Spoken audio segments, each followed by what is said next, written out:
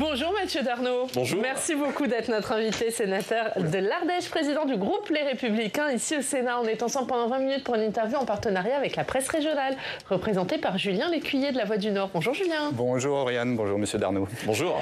Mathieu Darnaud, il y a un conseil des ministres aujourd'hui pour graver la suspension de la réforme des retraites dans le budget de la sécurité sociale. Est-ce que le groupe LR au Sénat s'opposera à cette suspension? On a toujours été clair sur le sujet. On ne peut pas nous faire un procès en incohérence. Nous avons toujours dit que nous ne souhaitions pas la suspension de cette réforme des retraites.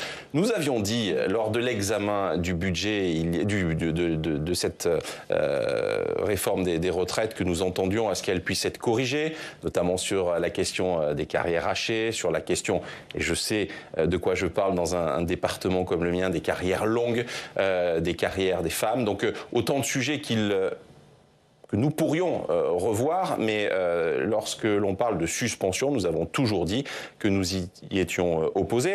Donc vous voterez contre même si elle est compensée financièrement? Mais encore une fois, j'attends de voir les choses. Aujourd'hui, on nous parle de compensation. Comment on la compense? On a des questionnements, on a quelques détails. Aucune réponse. On a quand même quelques détails qui sont sortis, puisqu'il y a des bribes de la lettre rectificative qui ont été publiées. Elle devrait être financée par une hausse du taux de la contribution des organismes complémentaires ainsi que par une sous-indexation des pensions. Est-ce que ça, c'est trop cher payé pour vous? Voilà justement ce qu'on ne veut pas. On va trouver des compensations avec des contributions supplémentaires, des taxes nouvelles.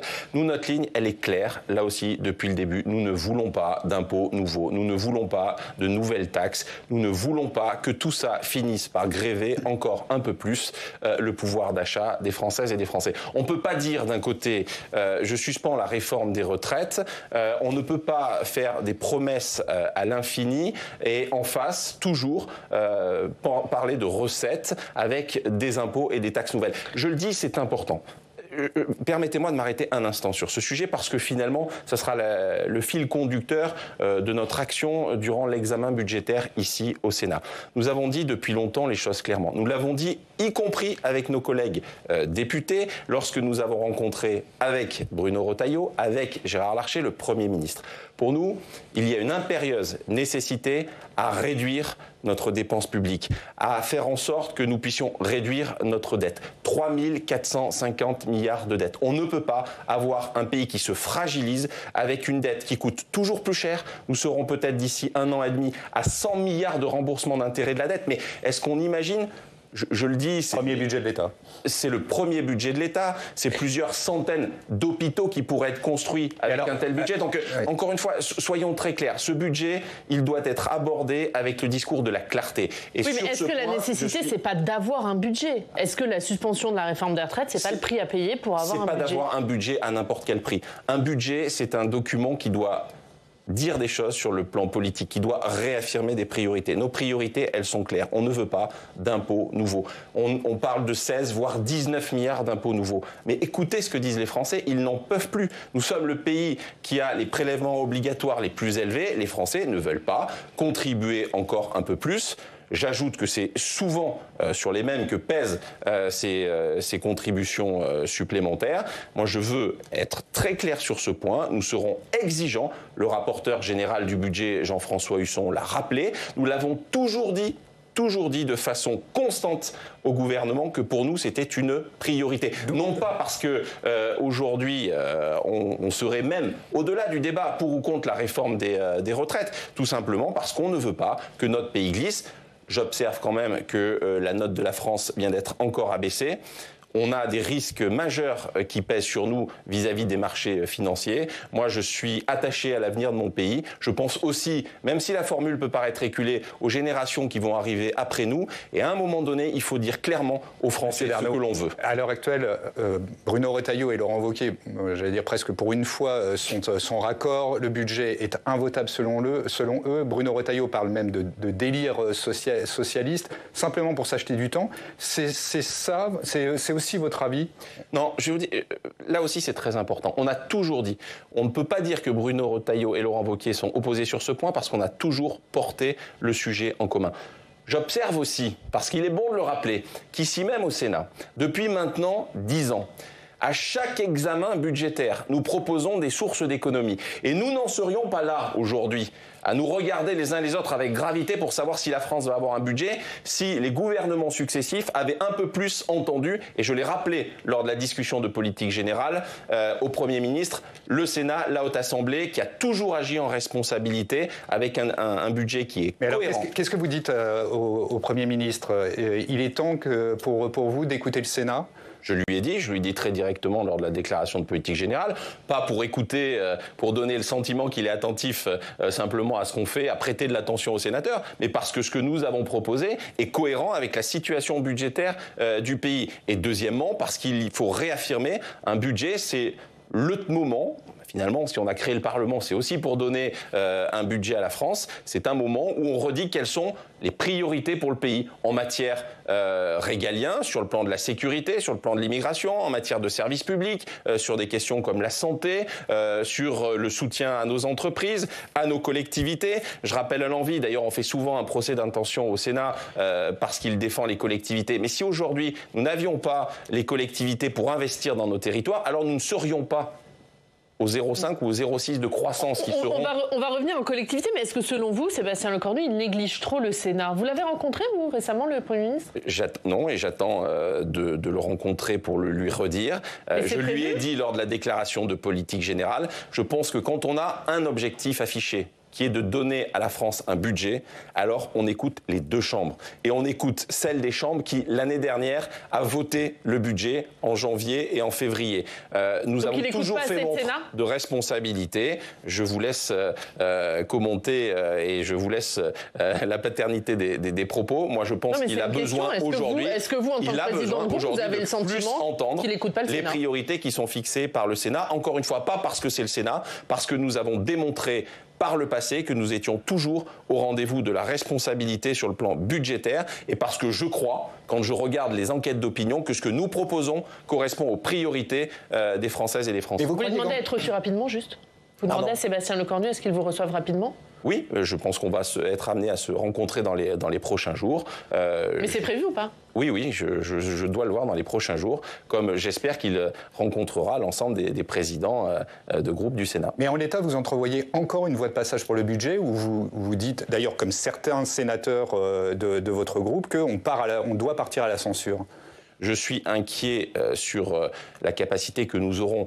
J'observe que cette nuit, l'Assemblée nationale en commission a rejeté la partie recette du budget, ce qui laisse à penser que les débats vont être nourris en séance et risquent de traîner. Moi, je ne me résigne pas, parce que les Français nous regardent et qu'on ne peut pas se résigner à imaginer que nous aurons demain une nouvelle loi spéciale ou un budget par ordonnance. Donc on fera tout ici au Sénat pour donner le sentiment aux Français qui nous regardent que nous sommes à la hauteur des responsabilités qu'ils nous ont confiées. Et je le dis avec gravité parce que quand je regarde parfois les débats, quand je regarde les commentaires, je me dis, est-on tous alignés sur cette volonté d'avoir un budget? Après, oui, je réponds très directement, je suis inquiet. Je suis inquiet parce qu'on voit que les délais glissent et que malheureusement, on peut craindre que nous n'arrivions pas à faire passer ce budget. Donc ça va finir par ordonnance? Je n'en sais rien, je ne veux pas être prophète, je ne veux pas être annonciateur. Mais vous êtes inquiet que ça finisse comme ça? On est inquiet et la meilleure façon de tordre le cou à cette inquiétude, c'est d'être nous-mêmes en responsabilité et c'est de pouvoir travailler ensemble, même si nous nous sommes alignés, nous l'avons dit depuis longtemps.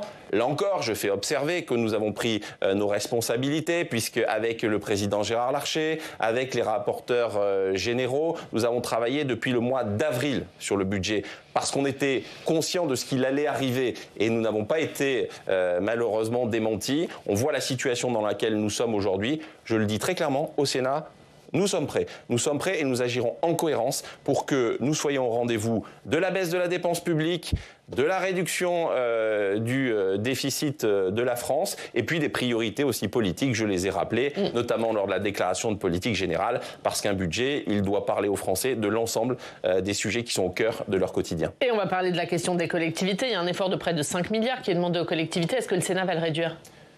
Ah, c'est une absolue nécessité. Je ne voterai pas, je le dis très clairement, une ponction nouvelle pour les collectivités à hauteur de 5 milliards. C'est de l'inconscience. Pour la raison que je viens d'évoquer, c'est que si on ampute nos collectivités de ces 5 milliards, alors vous allez avoir une atonie encore un peu plus importante sur l'économie locale. Aujourd'hui, on a des secteurs qui sont en crise. Je pense notamment au logement. Une partie de notre artisanat a besoin de l'investissement et de la commande publique de nos collectivités. Encore une fois, sans collectivité, il n'y a pas d'investissement sur les territoires. C'est aussi simple que ça et on fragilise l'emploi. À combien, du coup, vous voulez le réduire? On avait parlé de 2 milliards, mais je crois qu'il faut avoir un véritable échange.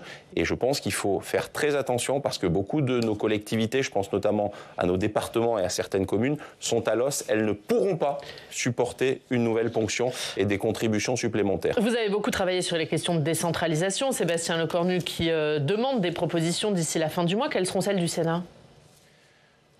C'est un sujet que nous avons abordé depuis maintenant 5 ans ici même au Sénat. Nous avions fait avec le président Larcher un rapport avec à l'époque Philippe Bas, François-Noël Buffet, Jean-Marie Bockel sur les 50 propositions sur les libertés locales. Nous avons travaillé à nouveau sur des priorités en matière de décentralisation et de déconcentration parce qu'il faut plus de simplification. Il faut consacrer ce couple maire-préfet, nous ne cessons de le dire, faire en sorte que la proximité avec les départements puisse être elle aussi réaffirmée. Et puis, vous l'avez vu, ça a été l'objet d'une des commissions d'enquête sur ces fameux opérateurs et agences de l'État. Là aussi, il faut y voir plus clair. Il faut supprimer certaines agences. Il faut clairement faire en sorte que les budgets d'intervention de ces agences puissent être parfois transférés vers les collectivités qui ont l'habitude. Ce n'est pas nouveau. Lors de l'examen de la loi sur la décentralisation et la déconcentration, nous avions déjà fait des propositions en ce sens, notamment pour que les fonds chaleur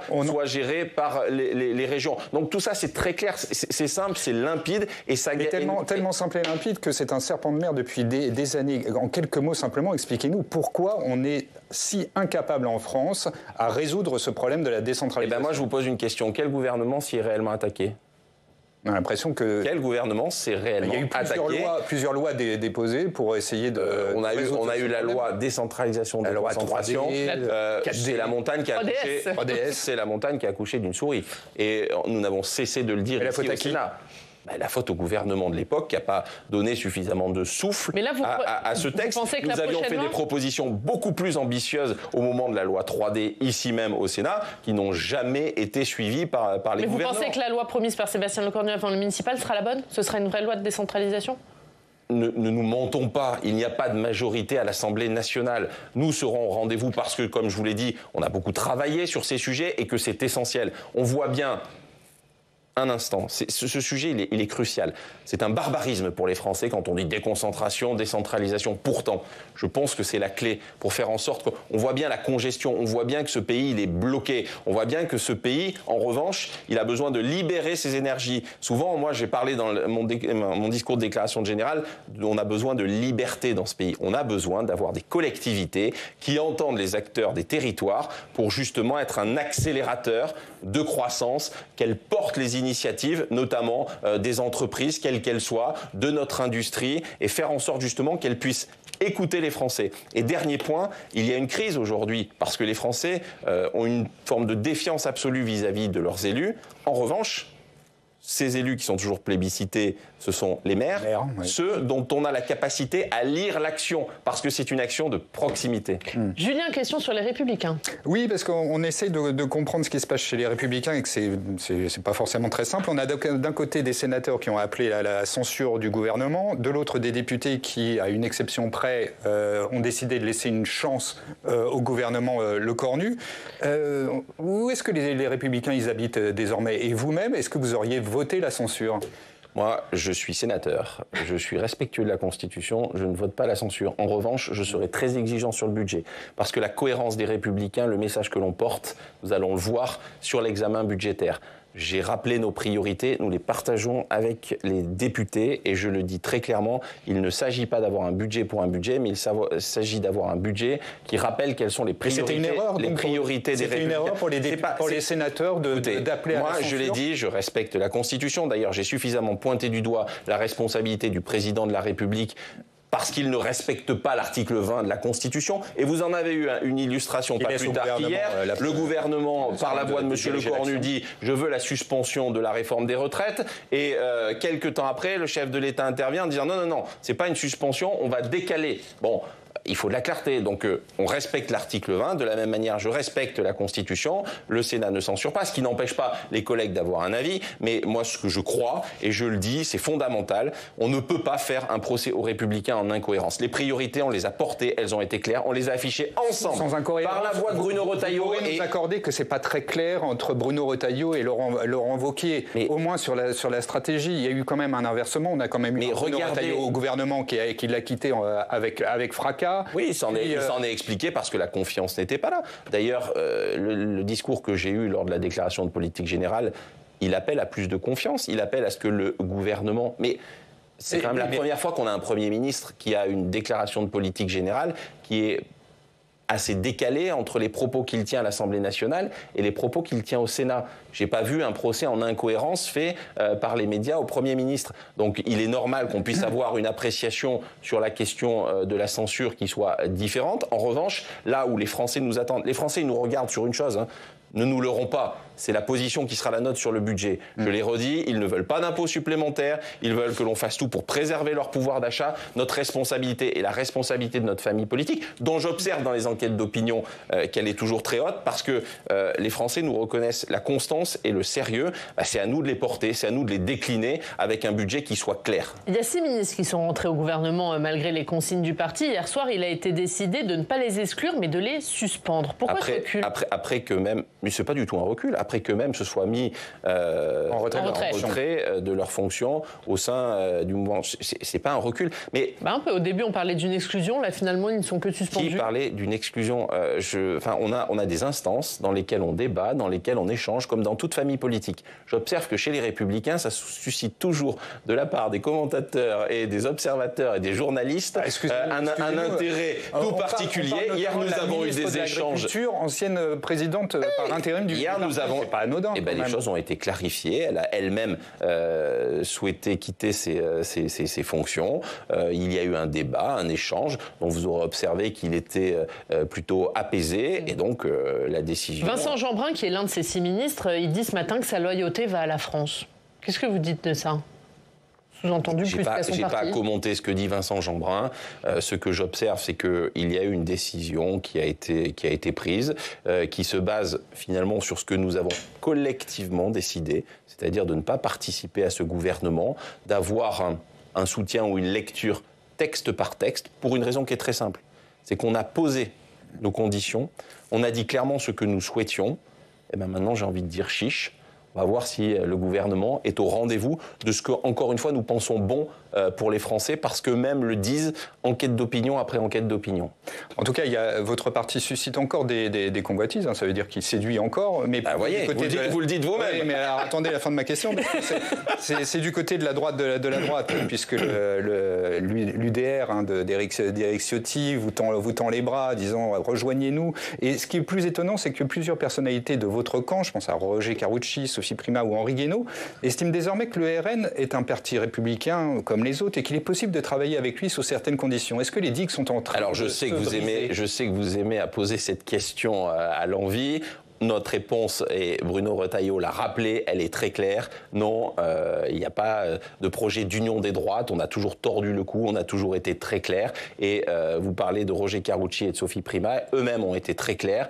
Ils ont reprécisé quels avaient été leurs propos. Ils sont très clairs. Il n'y a absolument pas de volonté d'union des droites. Et encore une fois, là-dessus, notre position, elle n'a jamais varié. Elle a été rappelée par le président Retailleau lors d'une interview à un grand quotidien. Donc je le dis très clairement, pour nous, ça n'est pas la Sophie question. Primas, à un moment, elle a dit qu'il y avait une possibilité de travailler avec le RN. Non, elle est revenue, ça dépend sur quel sujet, clairement sur ses propos, et elle a dit clairement que ça n'était pas du tout à l'ordre du jour. Et sur ce point, vous ne nous prendrez pas en défaut. Pardon de le rappeler, mais je crois que notre position, elle est très, très claire. Une question sur Nicolas Sarkozy. Oui, puisqu'on a appris hier que Nicolas Sarkozy, qui a été donc incarcéré mardi, ça ne vous a pas échappé, était accompagné par 2 officiers de sécurité. Je cite, eu égard à son statut et aux menaces qui pèsent sur lui, ça vous semble normal qu'il soit accompagné de 2 agents de sécurité? Il appartient au garde des Sceaux de veiller à la sécurité, de veiller au fait que l'incarcération Il y a une administration pénitentiaire pour ça. Nicolas Sarkozy, s'il le juge utile, c'est à lui de prendre cette décision. Voilà. Mais vous comprenez les mois de l'administration pénitentiaire et notamment des syndicats de la pénitentiaire qui disent mais attendez, ça veut dire concrètement que vous nous jugez absolument incapables d'assurer la sécurité. Ça n'est pas du tout le sens du propos. Je crois qu'on est tout à fait conscient. On défend à l'envi l'administration pénitentiaire. J'aime à le rappeler. Simplement, ce n'est pas au président du groupe Les Républicains de commenter ce que le garde des Sceaux considère être nécessaire pour assurer la sécurité du chef de l'État. Dernière question un peu plus personnelle. Mathieu Darnaud, Bruno Retailleau reviendra au Sénat dans quelques jours puisqu'il a quitté le gouvernement. Il retrouvera son siège de sénateur. Vous gardez votre siège de président? Là aussi, c'est une question que vous aimez bien me poser. À chaque fois, j'y ai droit. Je vous ai rappelé que nous travaillons de concert avec Bruno Retailleau. Je crois qu'il n'y a pas une feuille de papier à cigarette entre nous. Notre volonté, elle est commune. Bruno Retailleau a indiqué qu'il revenait en tant que sénateur, qu'il souhaitait se concentrer sur sa mission de président des Républicains. Je crois qu'on a cette envie partagée de travailler au plus proche de nos territoires parce que nos militants, nos sympathisants, ils ont besoin de certitude, ils ont besoin que nous réaffirmions notre cap. Oui, on a cru comprendre qu'ils avaient quelques difficultés eux aussi à comprendre. Et donc nous travaillerons de concert à satisfaire les Républicains, que ce soit nos parlementaires ou nos militants et adhérents. Merci Mathieu Darnaud. Merci à vous. Merci d'avoir été notre invité. La une de La Voix du Nord, c'est le RAID. Dans les coulisses du RAID, l'élite de la police. Vous avez tout dit. Merci Julien.